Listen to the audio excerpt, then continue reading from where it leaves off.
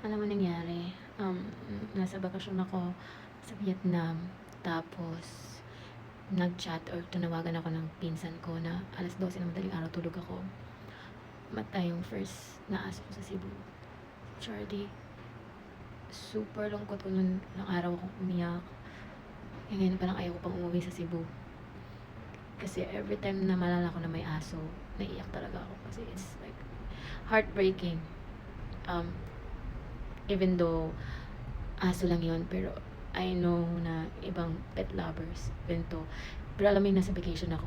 Ayokong ipakita sa mga kasamahan ko na umiiyak ako. That's why I'm always crying midnight until morning sa CR, sa hotel. Kaso lang naririnig pa rin pala nila ako. Kaya ngayon, I'm trying to make strong. Even my first dog, actually, pinakamatalinong aso ko yun kasi Bisaya, binibisaya na, pero Tagalog talaga yun si Charlie. Ikalo yun ng lovers ko. Kaso lang, ayoko umiyak kasi nga ayoko ipakita sa iba na mahina ako, pero as in pag mag-isa talaga ako. Ano nangyari kasi nun? Ko yung itlog ng aso ko. Pinakapon. Alam mo yung parang pinabasectomy. Parang hindi na siya mga kasi sobrang dami ko ng aso talaga.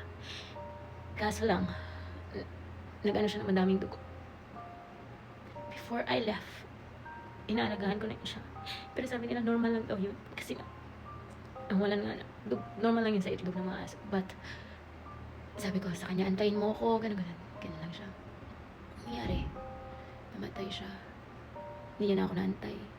Ang problema dun kasi, iba ang alaga ng amo sa sa may-ari ng aso. Basta as in, ako yung sinisi nila. Pero alam ko, malakas talaga yung aso ko na yun, hindi pa rin mamamatay. Dahil lang dun, kaya sabi, what if mawala yung aso ko? Yan lang yun. What if kung mamatay na yung aso? Kasi I first, namatay na ako ng aso last. Nasa Manila ako sabay-sabay dahil naman yung sa Parbo. Pero ito talaga, ako talaga yung may kasalanan. Dapat pala hindi ko lang siya vasectomy or pinakuhanan ng ito. Kasi he's trying, malakas talaga yun siya. Wala naman, normal lang naman yun. Pero nung umalis siguro ako, wala nag-alaga sa kanya. Sinabi ko, antayin niya ako. Pero since hindi niya na siguro kaya, umatay siya na wala ako kasi ayaw ko makita. As in, I'm trying to look fine to everyone. Nasa kasama ko kasi ang hirap kasi nang ganun eh. Na makita kang umiiyak. As in, nasa tour kami, nagugulat yung tour guide kasi nasa harapan ako, umiiyak pa rin ako pero naka-sunglasses ako. Ayaw ko makita nila na umiiyak ako. Kasi maruruin yung vacation ko, pero as in, gusto ko nang umuwi dahil lang sa aso ko. I'm holding my tears because it's more, mas okay pa yung breakup. Listen, mamatay ka ng aso. Kasi 2 months ako na naman pinakaso, iyak ko nang yung mga direkto. Always, I know hindi ito yung ko, yung iyak ko talaga kasi ayoko makita nila sana ako umiyak. Ayoko talaga makita, kaso lang, you know how I feel ko yung sino yung mga may aso niyan.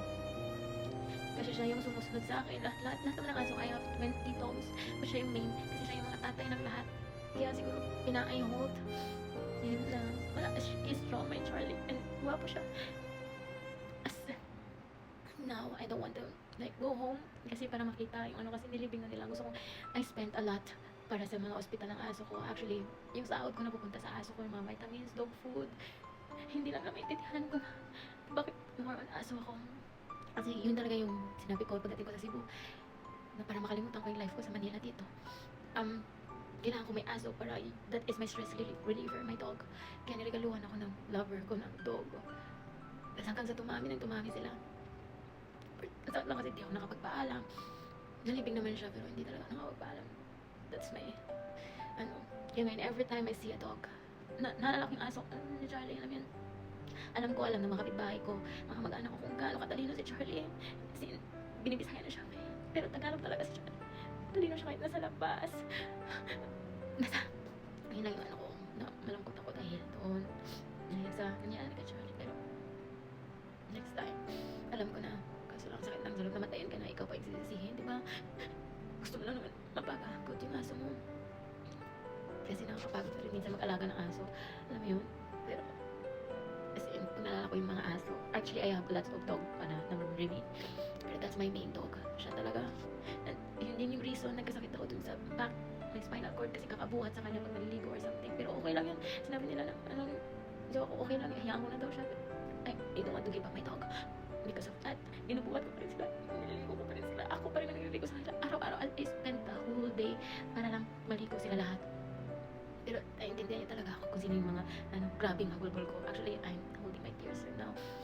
Pero, tara ma-imagine yung dog ko na wala. Hindi ko alam. Kasi, yun talaga tinatawag ko. Charlie. Hindi ako magano ng video-video ng ganito kasi baka akala nila, that's why I want to post like a happy post because of my vacation. Pero, ito talaga yung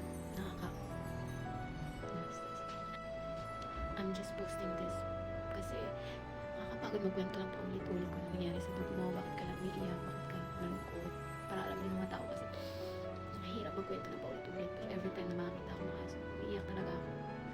That's why I'm posting this video. Nakakapagod magkwento, bakit umiiyak, actually mga ilang days din ako umiiyak, gabi-gabi until now. Kaya I'm posting this video para sa lahat naman nagtatanong kung bakit ako malungkot, wala sa mood. Actually, I'm trying to post a picture para hindi matapakan lang yun lang yung previous pictures and videos ko.